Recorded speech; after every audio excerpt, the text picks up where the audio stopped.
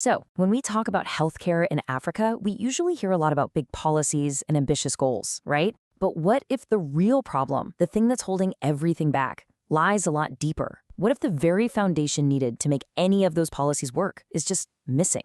Well, that's exactly where AfriPharm Health comes in. And listen, they're not just building another app. They're building the crucial execution layer that African health systems have desperately been missing. And let's be super clear about what that means. We are not talking about some simple app you just download to your phone. No way. The scope here is so much bigger. I mean, think about it like this. You can't have a bustling city with just cars, right? You need the roads, the bridges, the traffic lights first. AfriPharm Health is building that fundamental infrastructure for healthcare. And this whole thing, this entire infrastructure, it's all built on two incredibly simple but powerful ideas: trust and identity. Seriously, just think about that for a second. How can a doctor treat you properly if they don't know who you are? And how can you trust a system that's always losing your medical records? Without those two things, all the fancy tech in the world is basically useless. And that's exactly what AfriPharm Health gets right. They put trust and identity at the very heart of everything. So at the end of the day, this isn't about building cool tech just for the sake of it. Not at all. It's about finally bridging that huge gap between a well-meaning policy written in an office somewhere and the actual impact it has on people's lives. And that's what makes AfriPharm Health so different. They're not just a vendor, they're a true partner for governments and health organizations, giving them the tools to finally make those plans a reality on the ground. Okay, Section 1, the foundation is broken, why good health policy fails. So you might be asking, why is this so critical? Why is this kind of infrastructure so desperately needed? Well, to really get it, we have to look at why so many smart, well-intentioned health policies have just failed in the past. And the best way to picture it?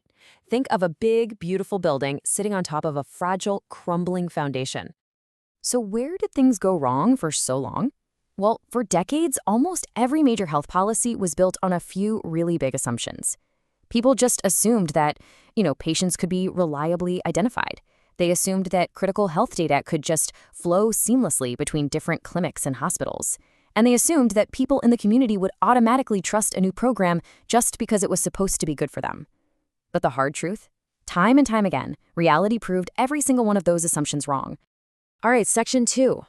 A pattern of failure, the reality on the ground. So what happens when those faulty assumptions crash into the real world? You get a very clear, very predictable pattern of failure. Let's break down what this actually looks and feels like for people at the community level, where healthcare is supposed to happen. And here it is, a kind of chain reaction of failure. It all starts with something as simple as paper-based identity. Records get lost, files get duplicated, it's a mess. Then you try to go digital, but the systems that work fine in a big city just completely fall apart in rural areas where the internet is spotty. So what happens? You get fragmented data. Every little program has its own separate walled-off database. And the final predictable result of all that chaos, trust just completely erodes.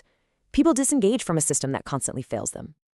And this really sums it all up. Health policy collapses when identity is weak, data is fragmented, and trust is broken. Look, the main point here is that this isn't about bad intentions or a lack of effort. Good, smart policies fail for very specific, very structural reasons. If those three pillars, identity, data, and trust, are cracked, the whole building is going to come tumbling down. It's that simple. Okay, Section 3, infrastructure for trust, rebuilding the foundation.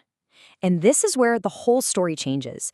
Because when you understand the problem this deeply, you can finally build a real solution.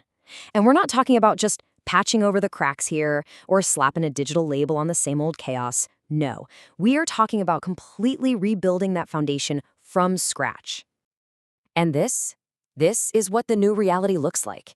Instead of creating yet another silo, AfriPharm Health becomes the central hub, the connective tissue. It's a shared platform that brings everyone together. We're talking pharmacies, hospitals, even virtual care providers. It links them all through one single secure layer, a layer that handles identity, handles payments, and uses modern tech to build verifiable trust into every single interaction. It's the whole shebang. So, how does it work? That's the big question, right? It's a really powerful idea, but how does it actually deliver results on the ground? How does this new infrastructure fix all those problems we just talked about? Okay, let's dive into the specifics. Well, it really comes down to these four things. First, you get a portable digital health identity. That means your record actually moves with you, whether you're at a tiny rural clinic or a big city hospital. And because of that, you get to the holy grail: one patient, one record. No more duplicated files, no more lost history. It's just you. Then it builds trust through transparency. Suddenly, everyone from local providers to national policymakers can see reliable, real-time data. And finally, that one secure identity becomes the key that unlocks everything else: access to prescriptions, insurance, you name it. Okay, this right here is probably my favorite way to explain it, because it just makes everything click. Think back to the days of music piracy. How did Spotify win?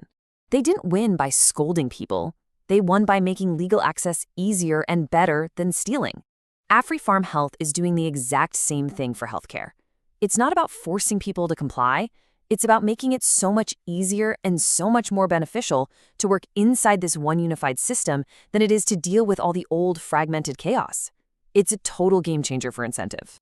Section 4, From Patient to Policy, the Path to Scalable Impact. So, we've seen how this totally changes things for one patient.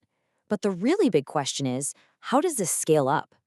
So let's zoom out now and see how this creates a clear, direct line of impact that goes all the way from a single person in a village to the highest levels of national policy. And here's the magic. This is how trust becomes scalable.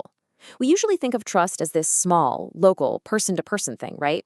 But when you build it into the actual DNA of the technology itself, through transparency, through reliability, through security, you suddenly create a system where trust can scale up. And what that means is a health worker in a tiny remote village and a government minister in the capital city can both look at the exact same data, and both of them can trust that it's real. I mean, that is absolutely transformative. Which brings us to the single most important thing to remember. AfriPharm Health is not digitizing broken systems. It is rebuilding trust, identity, and execution for African health. This is their whole mission statement in a nutshell. It's saying no to the old idea of just slapping a digital coat of paint on top of broken paper-based systems. Instead, it's a deep commitment to rebuilding the actual foundation so that a modern, effective, and truly trusted health system can finally be built on top of it. So the next time you hear someone talking about health policy in Africa, I want you to remember this. Don't just think about the goals and the grand vision. Think about the foundation. Because without that solid, trusted layer for execution, even the best, most brilliant policies in the world will never, ever reach the people they're actually meant to help.